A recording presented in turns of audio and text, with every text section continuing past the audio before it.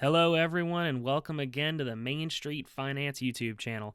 I hope the audio sounds a little bit better than it normally does. I just had a couple $100 worth of equipment show up, so ideally everything sounds a little bit better, and hopefully will from now on, including in the podcast.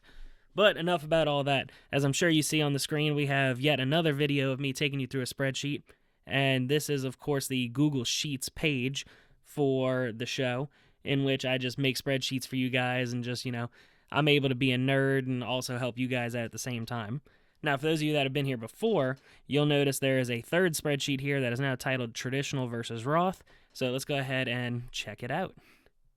So we got this open, and there's a whole lot of goobity-goop. So most of this is automatically calculated for you. This is here just for display purposes. There are only 5 cells in this sheet that you really need to mess with. And that's going to be these yellow ones up here, which this should look a little bit familiar.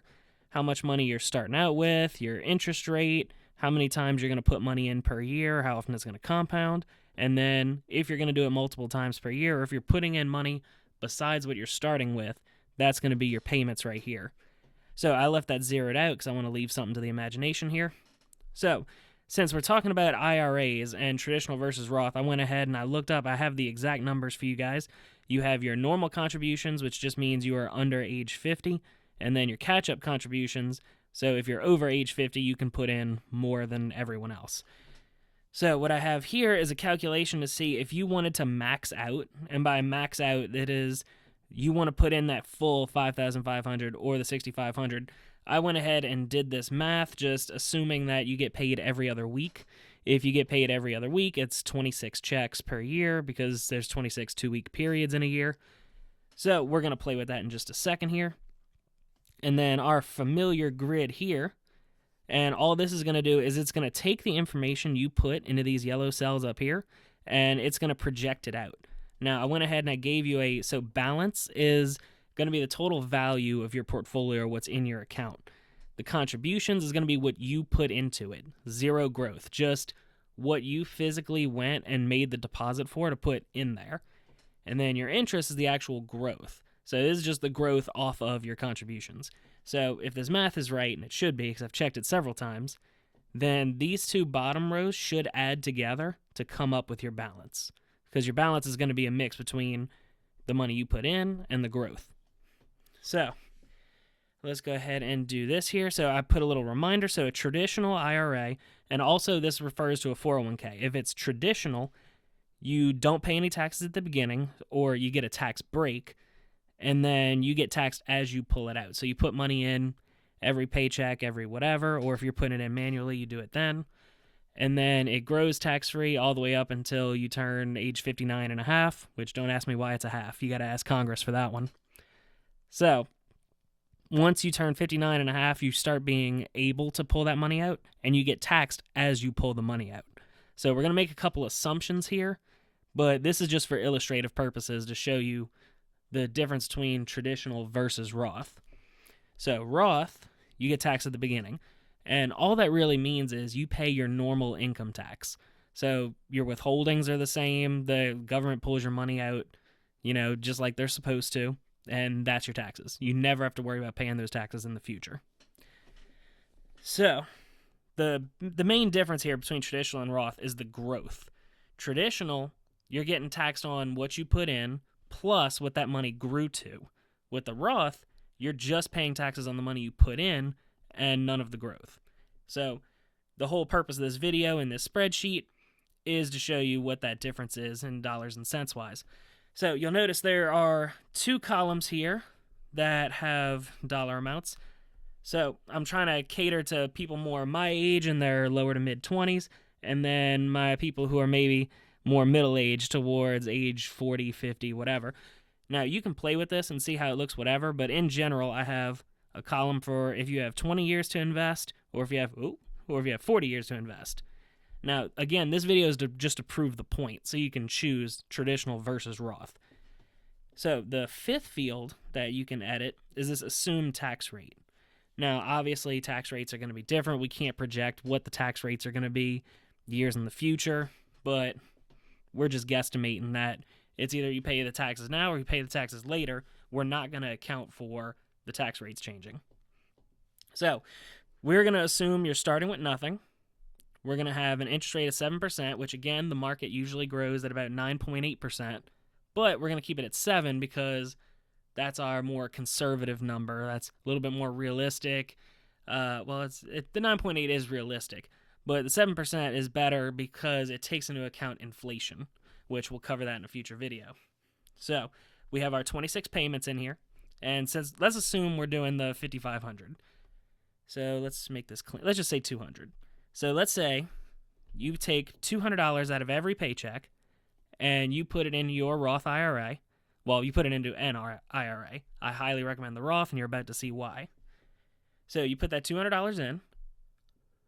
So at year 20, $200 per check, you have $226,000. Of that 226, 104 is what you put in, and the 122 is what that 104 made for you. So at this point, more than 50% of the money in your account is the growth. Now, of course, that's going to blow up once we get to year 40. So, year 40, you have 1.14 million. Of that, you only put in 208,000. The 934 is growth. So that's money you didn't put in. That's compound interest, and this is really the power of compound interest. Excuse me. So, what you have here is that... Sorry, I lost my train of thought. So what you have here is compound interest really in display. You put in 200 and you earn 934 for a total of 1.1. Now, for those of you that listen to the 401k and the Roth episode, the 401k and the IRA episodes, for those of you that listen to those, what had happened was sometimes your employer just isn't going to offer you a 401k. Well, this goes to show you don't need a 401k. If you can get an IRA and just put in your $5,500 per year, you can still retire with $1.2 million. I'm rounding up. So let's go ahead and look at this. So our taxable amount, if this was traditional, the amount you're paying tax on is going to be the total amount that you have. So you'll notice those are the balance numbers. So you're not going to get taxed that all at once. We're just going to have that here for illustrative purposes. But if you were to take all that money out at age 65, whether it be 20 years from now or 40 years from now, you would have $226,000 or $1.142 million to pay taxes on. Now, conversely, if you're looking at the Roth, you are not taxed on the growth. You are only taxed on what you put in.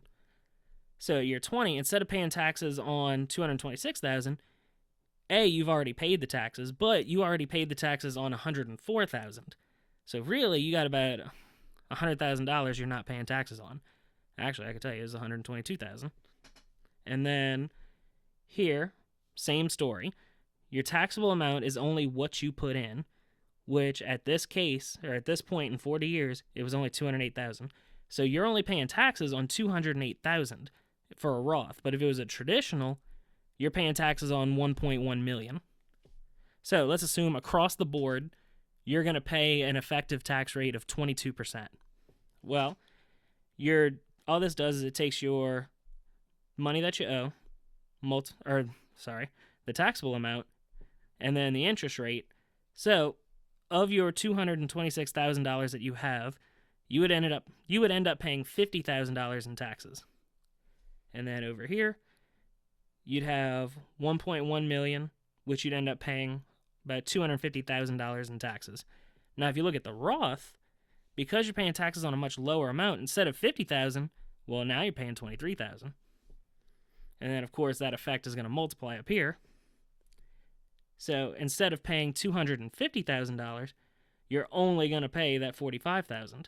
So over a 40-year period, if you're using the Roth instead of the traditional, you're going to end up saving yourself over $200,000. Oh, there it is.